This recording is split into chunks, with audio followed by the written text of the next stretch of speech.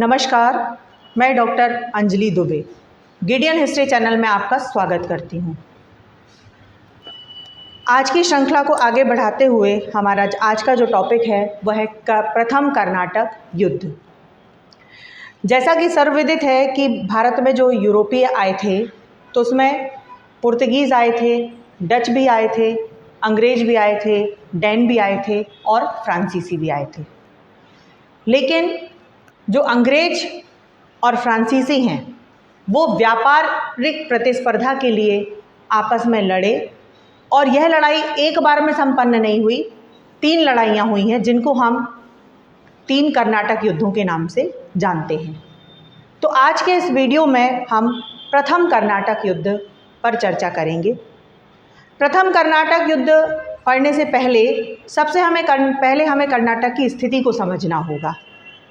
यूरोपीय जो आए थे तो वो भारत में नीचे कोरोमंडल तट से उन्होंने भारतीय सीमा पर प्रवेश किया था और कोरोमंडल तट से जब हम कर्नाटक की तरफ जाते हैं तो वहाँ की जो स्थिति है उसमें नीचे कर्नाटक के नीचे अगर हम देखें तो तंजौर का राज्य था जो कि एक हिंदू राज्य था। साइड में अगर हम देखें तो उसमें मैसूर के पहाड़ थे और ऊपर की तरफ अगर हम देखते हैं उत्तर की तरफ तो वहाँ पे गोलकुंडा नदी बह रही थी। इसका मतलब एक तरह से कर्नाटक के नीचे एक हिंदू राज्य जिसको उससे कोई लेना देना नहीं है, साइड में मैसूर के पहाड़ है और ऊपर से गोलकुंडा नदी जिससे वो उत्तर से भी कट रहा है। उस कर्नाटक में यह युद्ध जो है वो संपन्न हुए थे। कर्नाटक युद्ध समझने के लिए सबसे पहले हमें उसके कारणों को समझना होगा। प्रथम कर्नाटक युद्ध जो है वो 1746 से 1748 ईस्वी तक हुआ। इसका जो पहला कारण है वह था व्यापारिक प्रतिस्पर्धा। अंग्रेज और फ्रांसीसी दोनों में यूरोप से ही प्रतिस्पर्धा चलती आ रही थी।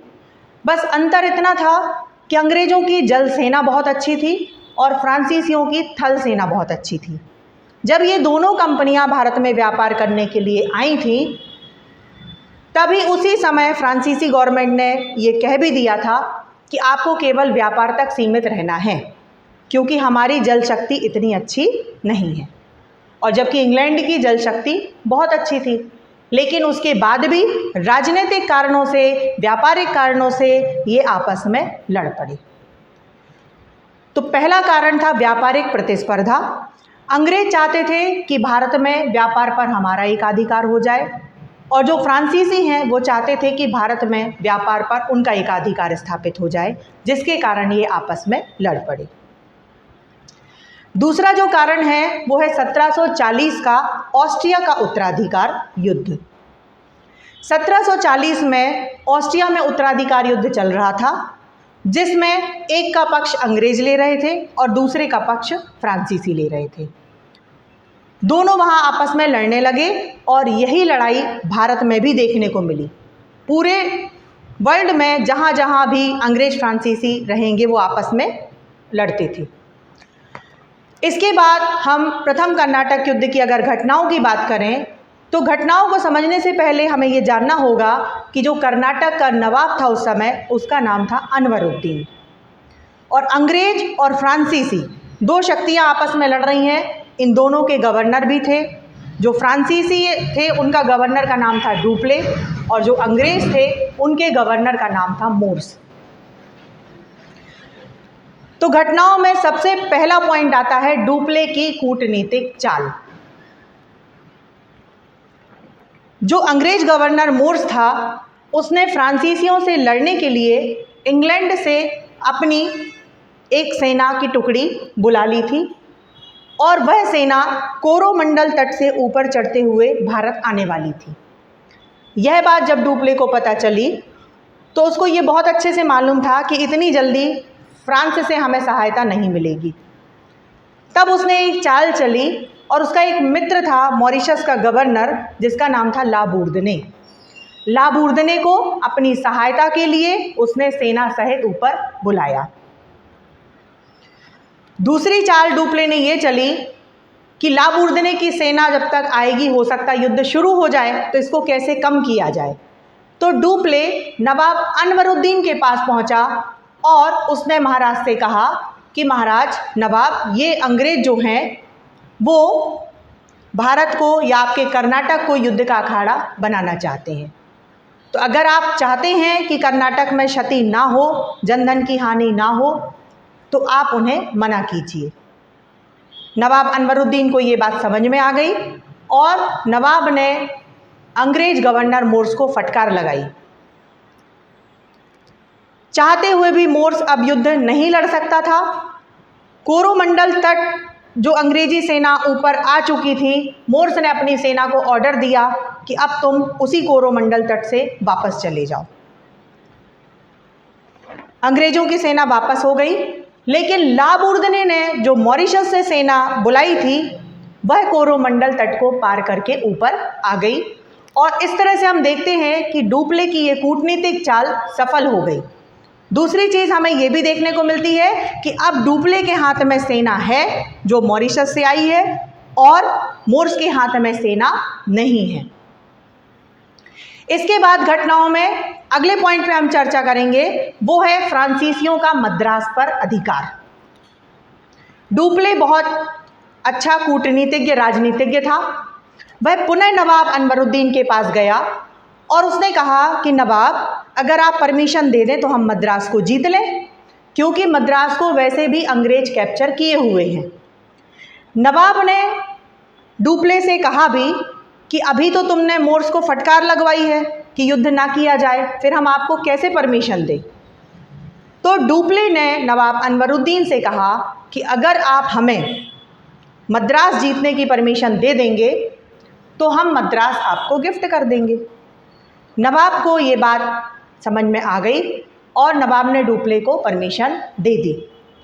तब डुप्ले और मॉरिशस से जो लाबुर्दने आया था, उन दोनों ने मिलकर के अंग्रेजों से युद्ध किया और इस युद्ध में डुप्ले की विजय हुई और इस तरह से मद्रास जो है वो डुप्ले के हाथ में आ गया।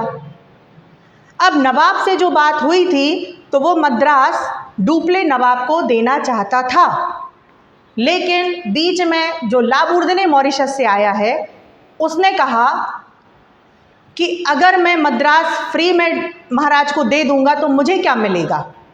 इस बात को लेके जो मॉरिशस का गवर्नर लाबुर्दने था और डुप्ले, इनमें आपस में भी बहस हुई, लेकिन लाबुर्दने ने चुपचाप रातों रात 40 लाख पाउंड में मद्रास फिर से अंग्रेजों को बेच दिया और वो कोरोमंडल तट से वापस चला गया।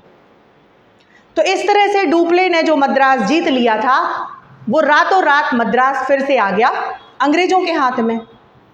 लेकिन डुप्ले ने हार नहीं मानी।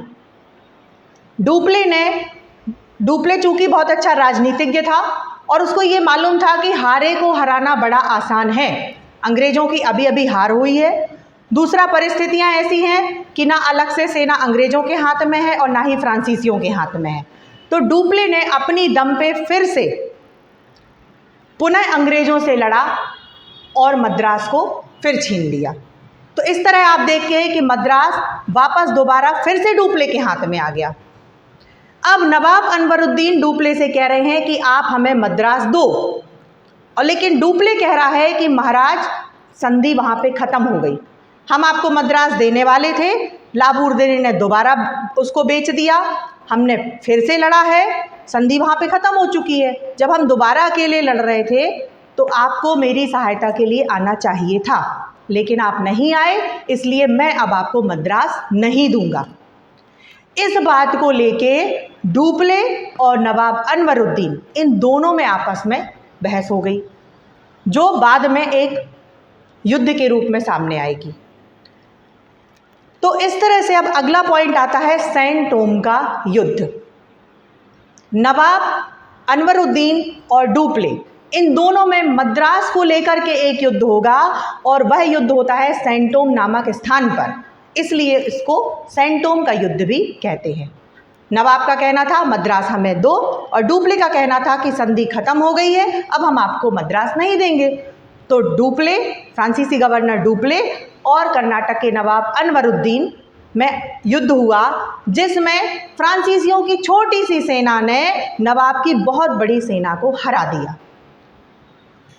क्योंकि फ्रांसीसियों की सेना के पास तकनीकी ज्ञान था, नवाब के पास उसकी कमी थी। तो इस तरह से मद्रास जो है वो फिर से हाथ में है डुप्ले के। इसके बाद फिर से कहानी ने पलटा और जहां ऑस्ट्रिया का उत्तराधिकार युद्ध चल रहा था वहां विजय हो गए अंग्रेज। भारत में जीते हैं फ्रांसीसी और ऑस्ट्रिया में विजय हो गई अंग्रेजों की। तो उसमें जो संधि पत्र लिखा गया या जो संधि हुई वह थी एलास चैपल की संधि। और उस एलास चैपल की संधि में एक पॉइंट ये भी जोड़ दिया गया कि भारत में आपने हमसे मतलब फ्रांसीसियों ने हमसे जो मद्रास छीना है वो हमको बाइज्जत वापस कर दिया जाए। तो इस तरह से आप देखते हैं कि मद्रास डुप्ले के हाथ में मतलब फ्रांसीसियों के हाथ में था, लेकिन वह मद्रास इनको वापस देना पड़ा उस एलास चैपल की संधि के कारण फिर से अंग्रेजों को। तो अब हम बात करेंगे युद्ध के परिणाम की। तो युद्ध के परिणाम में हम बिल्कुल ये नहीं कह सकते कि फ्रांसीसी हारे थे, मगर हम ये भी नहीं कह सकते कि अंग्रेज हारे थे, क्योंकि मद्रास तो उनके हाथ में है। तो इस युद्ध का परिणाम हुआ था ना कोई हारा ना कोई जीता, बल्कि डुप्ले की प्रतिष्ठा में वृद्धि हुई और इस तरह से यह युद्ध समाप्त हुआ। मैं आशा करती हूँ कि इस वीडियो के माध्यम से आपको प्रथम कर्नाटक युद्ध समझ में आ गया होगा। अगले वीडियो में हम द्वितीय कर्नाटक युद्ध की बात करेंगे। आज का वीडियो जिन संदर्भ ग्रंथों पर आधारित है वे आपके स्क्रीन पर हैं। यदि आपको ये वीडियो अच्छा लगा और भविष्य में आप भारतीय एवं विश्व इतिहास को क्रमबद्ध रूप से जानना चाहते हैं तो आप इस चैनल को लाइक करें एवं सब्सक्राइब का बटन दबाएं। आपके सुझाव सदैव आमंत्रित हैं। साथियों, इस चैनल का उद्देश्य किसी भी रूप में व्यवसाय बिल्कुल भी नहीं है। इस चैनल के द्वारा संपूर्ण इतिहास का ज्ञान पूर्णतः निःशुल्क प्रस्तुत किया जाएगा। धन्यवाद।